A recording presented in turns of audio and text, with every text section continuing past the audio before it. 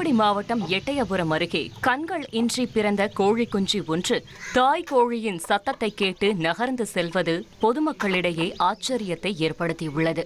Iron Rasapatti கிராமத்தைச் சேர்ந்த முனியம்மாள் என்பவர் வளர்த்து வரும் கோழி அடைகாத்து 10 கோழி குஞ்சுகளை பொரித்துள்ளது. இதில் ஒரு கோழி குஞ்சுக்கு கண்கள் இன்றி மூக்கு மட்டும் நீளமாக அமைந்துள்ளது. தாய் கோழியின் சத்தத்தை கேட்டு அந்த கோழி குஞ்சு நகர்ந்து செல்லும் காட்சி சோகத்தை ஏற்படுத்தி உள்ளது.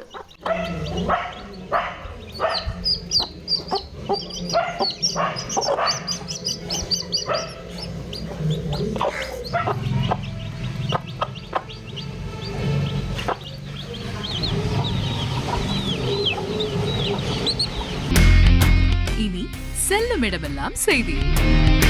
தந்தி டிவியின் வாட்ஸ்அப் சேனலை ஃபாலோ பண்ணினா செல்ல இருக்கும் இடமெல்லாம் செய்தி. இதோ QR கோட் இப்பவே ஸ்கேன் பண்ணுங்க, ஃபாலோ பண்ணுங்க.